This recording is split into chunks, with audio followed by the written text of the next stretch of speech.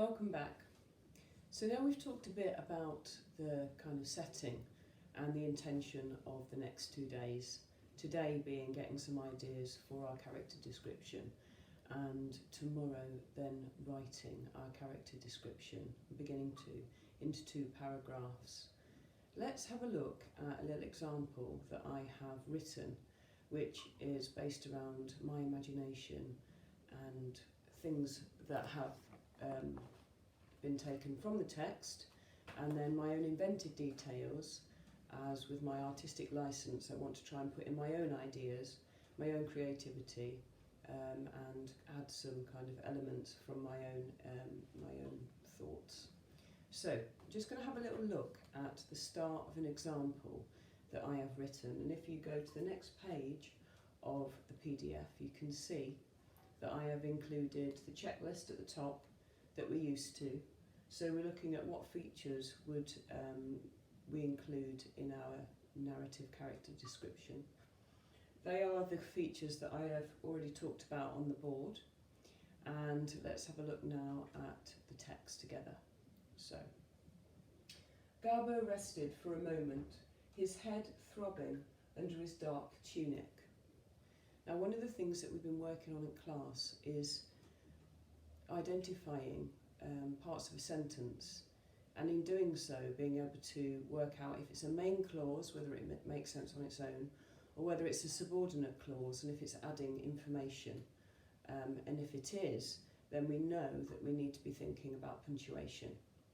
So down here we have got commas and P, which is punctuation, and how we need to vary that punctuation, especially if we're working towards greater depth. So I'll put that up there, and let's go back to the first sentence. So, Garbo rested for a moment, his heart throbbing under his dark tunic.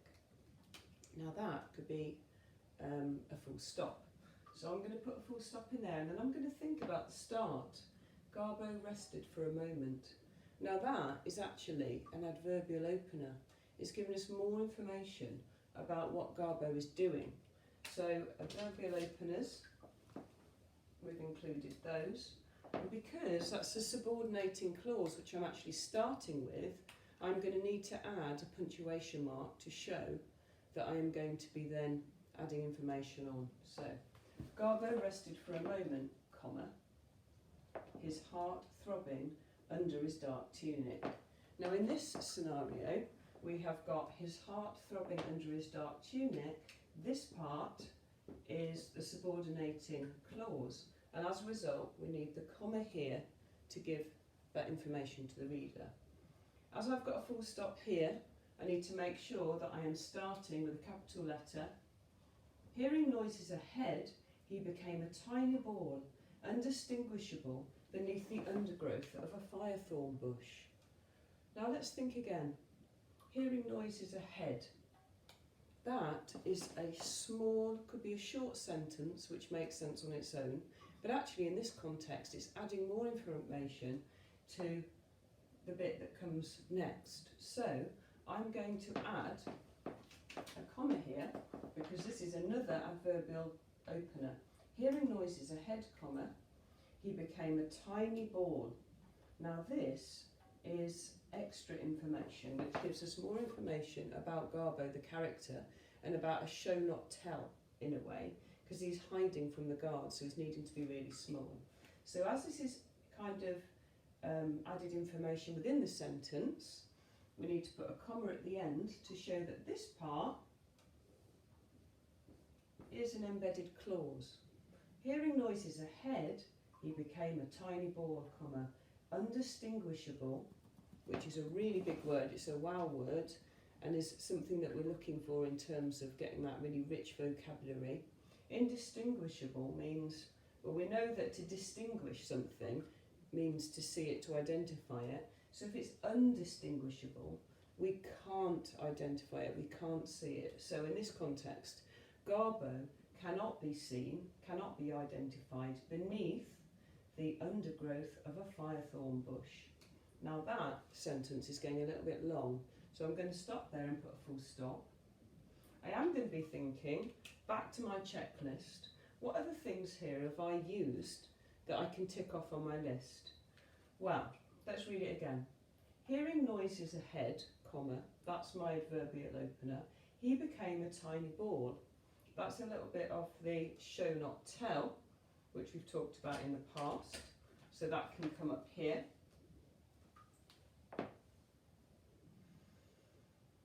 And we've got this word here, beneath. Now beneath gives us some information about where he is. And actually we know that that's a preposition. So I can add that to my checklist. So I've got that there.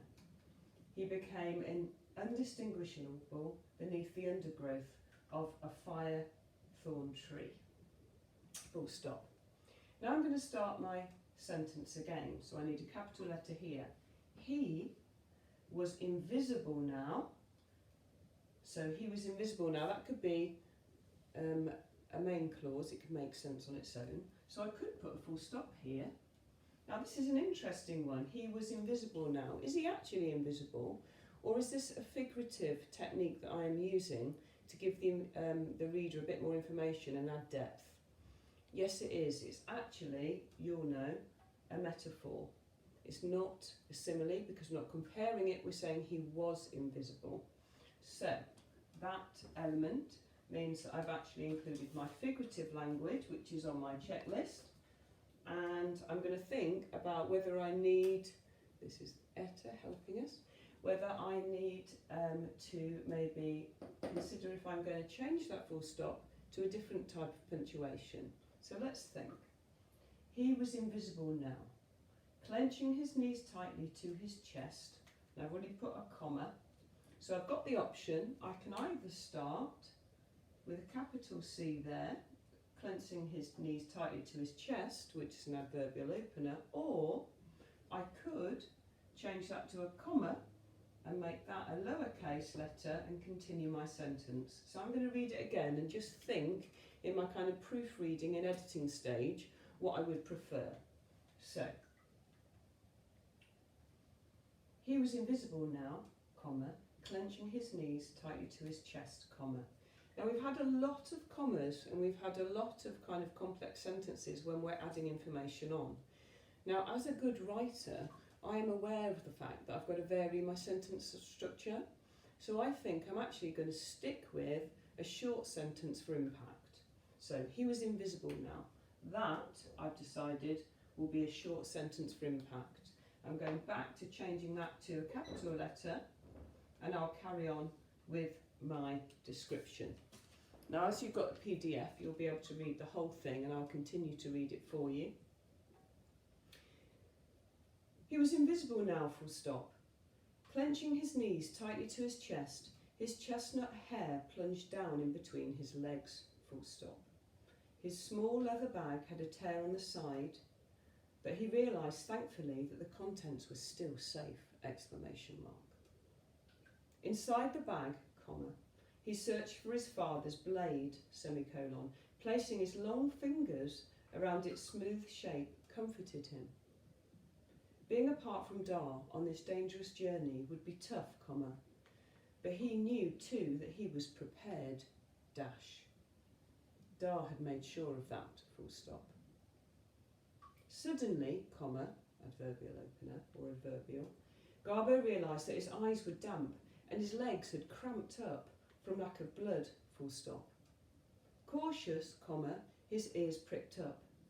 He rose up slowly, his athletic frame now rested and poised for action. So that's my example of where we're going in paragraph 1 of our character writing. And it gives you a good idea of some of the things that you could include. Obviously, we're encouraging you to write your own, but use that as much as you want to magpie and to frame your ideas. Now I've asked you if you will think carefully about some of the features in the rest of the text that we haven't discussed already in the first part of our discussion. So think carefully about those and then have a look at this page and see if you can see the colour coding and if it agrees with what you thought when you were going through and highlighting those off, perhaps in your mind. So I've now included some pictures that I've found which has started to give me information about how the character might look. So these are pictures of how Isa could look, and these are pictures of how Garbo would look, or could look. I'm going to take some of those ideas, and I'm actually basing mine around this picture here.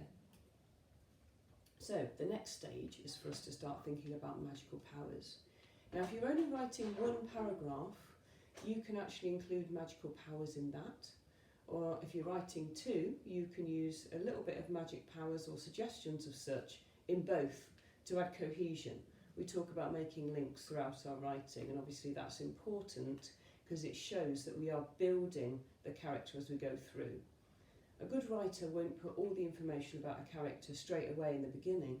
It will kind of add information gradually as we go through and reveal more and more to make it more intriguing and to make it more interesting for the reader. So, magical powers. It says, what kind of magical powers will you have, or will your character have? How will they use those magical powers? To start thinking about that. Remember, Garbo and Isa are the hero and heroine. So, because they're good characters, we must be always using these powers for good, to kind of progress the story so that character will succeed. But that's not to say that we don't perhaps consider them having a darker side, because that adds a bit of intrigue to the character as well. So, I've included a little video for you to watch. There's a link here to a YouTube extract which uses the example of Arwen from The Lord of the Rings. Now, it doesn't matter if you've not seen the film, but I thought it was a good comparison because in this clip, Arwen harnesses the power of the river Elrond, and she uses her magic to summon the magic of the waters to be able to push away the Nazgul, the Black Riders, who are trying to follow her and the little hobbit because they are trying to take the ring. Now, if this obviously is not familiar to you, it doesn't matter. It was just a nice parallel, and it might give you kind of a visual idea in your head of how the water might be able to be a feature. And that's one of the ideas that I've taken through into paragraph 2. So, magical powers then. I've included on the PDF slide some information about different powers you could use. We've got obviously water, we've got wind, we've got fire, we've got light, we've got darkness. You can have a look at that and start thinking in your head what could be significant. So when you're planning your learning today, you've got a slide here which talks about inside traits and outside traits. Now what I'm hoping is you'll be able to start creating this picture in your mind of your character. Now obviously there's no pictures of Isa or Garbo up to now, other than those that I provided that I found from the internet. So I'd like you to start thinking in terms of the outside traits, what does your character look like? And in terms of the inside traits, perhaps how your character feels and behaves. So we know that Isa in the text is a very proud, strong, brave character. But we might use things like show not tell to suggest this to the reader, as well as explicit writing around how she looks or how she behaves, or as in my example, it's Garbo, and it's how he is kind of strong and resourceful and resilient, and the things that he does to be able to hook the reader and give the reader more information about him. So that's all you're really doing. You're getting some ideas about how your character looks, how he behaves, how he or she feels. And when you've noted those down, we will then use those on Friday when we quickly plan and then start to write our paragraphs 1 and 2 about Garbo or Isa in their magical adventure by the river Arentara or Arentara. So I'm really looking forward to seeing where we get on with those. Don't forget to upload them to Purple Mash, and either myself or Mrs. Atherton will get back to you and give you some feedback on your fantastic writing. I hope you've enjoyed it today, and I look forward to seeing what you come up with. Thanks for watching. See you soon.